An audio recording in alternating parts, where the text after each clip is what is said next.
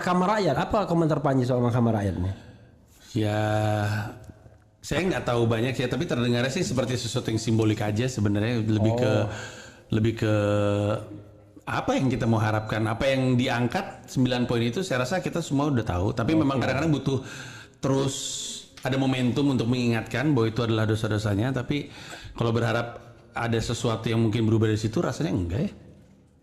Kalau saya sih sebenarnya kan kita kan tidak diminta hasilnya, tapi prosesnya kan harus terus-menerus ada kan. Jadi kalau yang begini minimal panggung untuk kita ngomong. Ya. Kalau enggak kan nanti cepat sekali dikriminalisasi. Kalau ini kan rame-rame ngomongnya. Betul. Yep, Jadi kita tinggal saya tidak terlibat dalam itu kan, tapi kan kita bisa siarkan, kita bisa interview orang dan lain sebagainya. Iya, betul. Jadi sebenarnya gini, saya nggak percaya loh kalau orang seperti Panji itu obsesinya cuma mau ngelawak aja. Dulu Bang, dulu saya sempat terpikir. Iya. Istri saya bahkan udah cukup yakin saya akan berpolitik. Oke. Cuman pada suatu hari saya sadar bahwa kalau saya mau memberikan kemampuan paling optimal untuk Indonesia, letaknya justru dari tempat saya sekarang, yaitu dengan stand up comedy. Oke. Dan saya udah pernah kan ada jabatan resmi politik, kan udah pernah waktu pilkada. Itu kan jubir resmi saya. Oh, yang 2017 ya? 2017 saya kan jubir resmi. Jadi Anda duluan, saya kan seumur hidup kan nggak pernah mau masuk tim sukses apa-apa. Belum pernah saya masuk. Belum pernah. Tapi di 2024 saya pengen menambah kurikulum vitae aja. Jadi udah pernah saya ke kurikulum vitae. Iya, 2017 ya. Iya. Dan Lalu dari pengalaman tersebut saya sadar bahwa untuk jadi politisi memang butuh skill set tertentu. Hard skill, soft skill, hal-hal yang saya tidak punya. Misalnya? Kompromi. Oke. Good. Penahan emosi, saya cenderung gampang blak-blakan. Iya. Oke, good.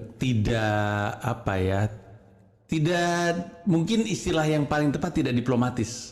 Saya itu kurang bisa berdiplomasi. Kurang luwes lah kalau untuk beberapa hal yang sifatnya prinsipil, kurang luwes lah. Terus kalau kita ngomongin di ranah yang rada enteng, saya nggak bisa tuh motong omongan orang tuh. Kalau misalnya di TV kan gitu, abang kan tahu sendiri. Kalau lagi debat di TV, orang ngomong dipotong, segala macam. Karena itu cara bermainnya. Bahkan bila perlu kayak pura-pura mau kelahi gitu. Iya, nadanya keras dan segala macam. Walaupun ketika break iklan kita ketawa lagi. Tapi saya nggak bisa ngelakuin itu. Saya nggak bisa, orang lagi ngomong, saya nggak bisa motong. Saya ngerasa salah aja. Padahal mungkin itu kalau saya mau kelihatan menang di mata rakyat, mungkin saya harus potong omongannya. Saya kira yang membuat tidak tertarik itu karena kondisi kepartaian mungkin ya. Enggak juga. Saya kalau ditanya lu bisa masuk partai mana aja. Kalau saya ngerasa ini izin ya, Bang. Saya ngerasa partai di Indonesia mah nggak ada yang benar-benar secara nilai jelas gitu. Dan yang punya ideologi yang gimana. Makanya kan saya bilang mungkin karena kondisi kepartaian. Mungkin justru karena itu ya. Iya. Kalau ada partai yang kan orang kayak ente pasti kan berpikir, waduh saya mau terjun ke partai kalau kira-kira memang value-nya itu ada kan gitu. Ya, bisa jadi Bang. Iya. Bisa jadi Bang. Menarik juga, nggak ada yang pernah ngomong ke arah situ. Bisa jadi karena. Enggak, karena saya juga merasakan hal yang sama. Saya kan nggak pernah tertarik masuk partai politik, walaupun mau ditawari jadi calon legislatif atau apa, tetap aja nggak tertarik. Jadi kalau ente misalnya berjuang di wilayah ini untuk demokratisasi, misalnya. Orang kan biasanya kan kalau sambil stand up comedy ketawa-ketawa orang kan, padahal dikritik gitu. Saya lihat kemarin tuh siapa ya, keras sekali dia mengkritik siapa, namanya siapa, saya nonton gara-gara mau undang inti. Wah ini keras sekali dia. Apa yang dia bahas apa? Salah satu yang dia bahas adalah walaupun dia golput, katanya dia dukung Prabowo. Ridwan Remin. Ridwan Remin. Wih keras sekali tuh orang. Iya.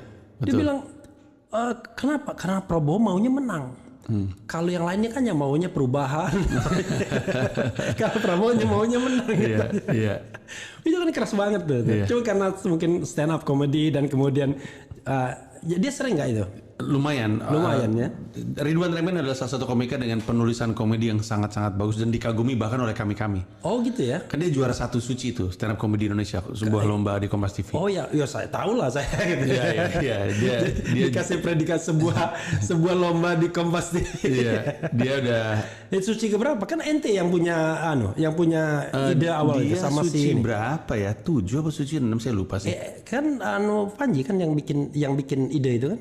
Nggak cuma diajak Kompas TV ikut diskusi, ada di level ideation, tapi saya cuma jadi teman diskusi. Pada akhirnya saya jadi hostnya dan juga jadi juri.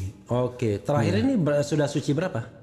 Bentar lagi Suci 11 nih kalau nggak salah. Boleh dong Ridwan Remin nanti saya mau undang juga ke sini kan? Dia mungkin mau datang ke sini ya. Soalnya kalau tidak ada politik-politiknya kan penonton RH Channel kan nggak berminat. Walaupun kita tahu ibarat musik. Penonton politik tuh apalah kutu kupret deh kayak musik itu kayak musik biasa. Masa sih Bang, kayaknya sekarang makin oke loh. Maksudnya awareness dan kesediaan ngomongin politik tuh udah jauh lebih baik. Ya kalau dibandingkan dulu ya. Betul. Dibandingkan anak dulu. muda pada mau terlibat. Tapi ya tetap aja kan kalau musik itu kan dia masih jazz ke bawah lah atau R&B lah ya kan. Iya. Tapi bukan pop dangdut ya kan. Betul. Memang kalau appeal-nya kurang mass ya. Iya. Karena gini, saya juga lihat fenomena apa kita frankly speaking. Orang seperti Panji kan harusnya penontonnya sama dengan Deddy Corbuzier harusnya kan? Mungkin saya nggak tahu. Iya. Artinya masanya. Banyakan dia. Iya, tapi kenapa? Karena Panji menyinggung soal politik. Kalau pure misalnya tidak ada politik-politiknya. Tidak ada politik. Saya lihat Ahmad Dhani juga begitu. Banyak sekali kan masa dia kan. Saya kira banyak penggemar Ahmad Dhani daripada Deddy Corbuzier kan. Harusnya iya betul. Harusnya iya theoretically karena dia musik, mass ya. Musik dan lebih dulu. Iya lebih dulu karir, ya kan. Dan karyanya juga banyak. Mengagumkan. Maksudnya karyanya bisa kita tiru kan. Kita nggak bisa niru Deddy Corbuzier sulap ya kan. Betul. Nah. Tapi begitu dia bikin konten ada bau-bau politiknya, nggak banyak orang mau nonton. Menurut saya sih ada 2 faktor Bang. Satu karena mungkin benar politik adalah topik yang rada ngejelimet. Kan ada kutipannya ya. Great minds discuss ideas, average minds discuss events, small minds discuss people. Kebanyakan orang Indonesia lebih seneng ngomongin orang ketimbang ngomongin kejadian dan gagasan gitu. Emang ya piramid lah yang di atas lebih sedikit. Tapi pada saat yang bersamaan yang juga kita tidak bisa pungkiri adalah Deddy Corbuzier dibandingin sama Ahmad Dhani, kemampuan membuat kontennya di luar topiknya, emang Ahmad Dhani kalah sama Deddy Corbuzier. Deddy Corbuzier udah lebih dulu.